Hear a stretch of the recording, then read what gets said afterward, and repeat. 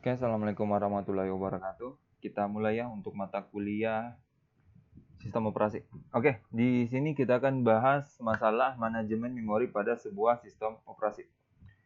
Oke, kita mulai saja. Oke, pengertian dan tipe manajemen memori pada sistem operasi. Sebentar. Oke, memori adalah pusat dari operasi pada sistem komputer modern, berfungsi sebagai tempat penyimpanan informasi yang harus diatur dan dijaga sebaik-baiknya. Memori adalah array dari word atau byte yang disebut alamat. CPU mengambil instruksi dari memori berdasarkan nilai dari program counter. Jadi gini, kalau saya gambarkan secara umum ya, struktur dari sebuah memori, misalkan ini memori, dia ini terdiri dari array atau byte ya tadi ini. Nah, ini tadi array atau byte ya. Nah, tiap array ini atau tiap blok ini memiliki sebuah alamat masing-masing. Dia memiliki alamat yang berbeda-beda ya, alamat masing-masing. Jadi kurang lebih seperti ini ya, struktur dari sebuah memori. Mungkin. Oke, kita lanjut. Sedangkan manajemen memori adalah suatu kegiatan untuk mengelola memori komputer. Jadi intinya manajemen memori itu bagaimana sebuah sebuah teknik yang digunakan untuk memanajemen sebuah memori. Karena gini, dalam sebuah memori ini misalkan memori ya, ini yang perintah yang masuk itu pasti bisa lebih dari satu atau banyak. Jadi bagaimana cara kita atau teknik apa yang kita gunakan, algoritma apa yang kita gunakan untuk memanage sebuah memori tersebut. Oke, kita lanjut lagi. Proses ini menyediakan cara mengalokasikan memori untuk proses atas permintaan mereka, membebaskan untuk digunakan kembali ketika tidak lagi diperlukan, serta menjaga alokasi ruang memori bagi proses.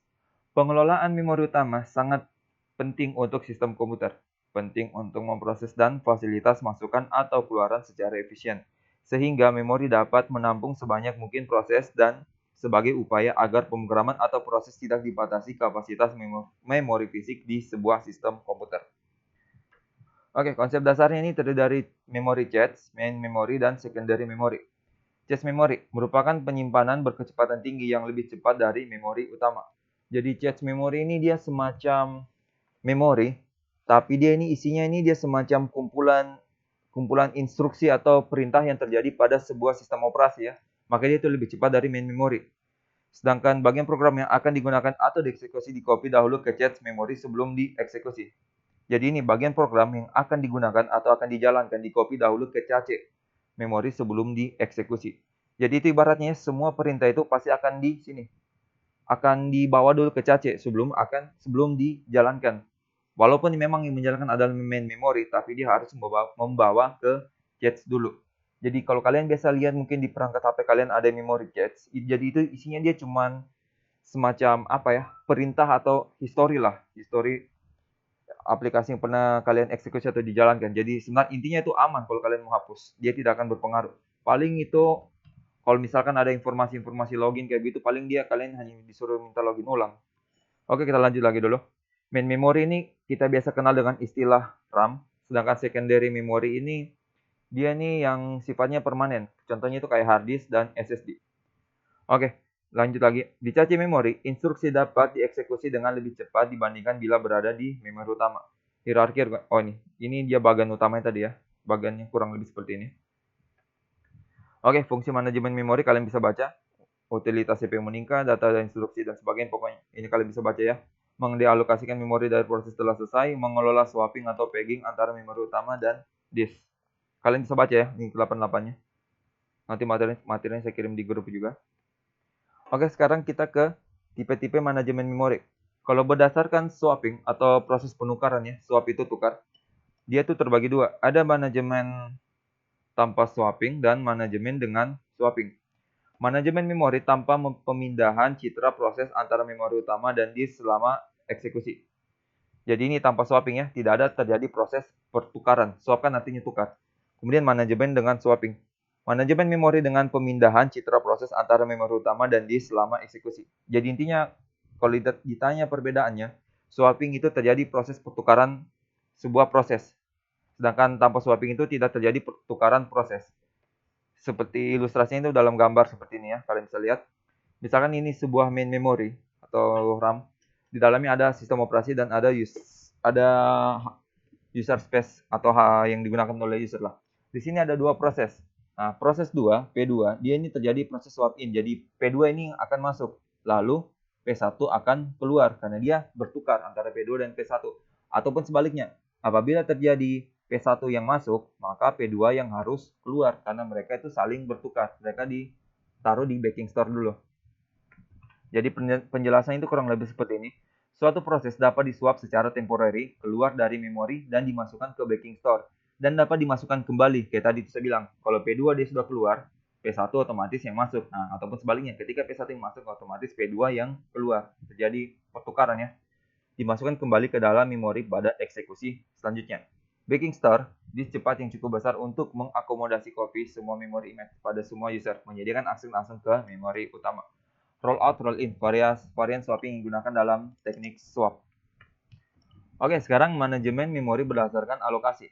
Terbagi dua ya, alokasi memori berurutan dengan yang tidak berurutan. Kita masuk ke yang berurutan dulu. Pada alokasi memori berurutan, setiap proses menempati satu blok tunggal, lokasi memori yang berurutan. Kelebihannya, sederhana, tidak ada rongga memori bersebaran, proses berurutan dapat dieksekusi secara cepat. Kekurangan, memori boros tidak dapat disisip. Jadi misalkan kalau saya gambarkan, misalkan ini memori ya, kurang lebih seperti ini. Kemudian ini proses-prosesnya, dia terdiri atas blok-blok, P1, P2, dan seterusnya. Nah, kelebihannya sederhana. Kalau dilihat ada gambarnya otomatis sederhana kan, dia cuma berupa kayak balok yang disusun. Tidak ada rongga memori bersebaran, dia rapat.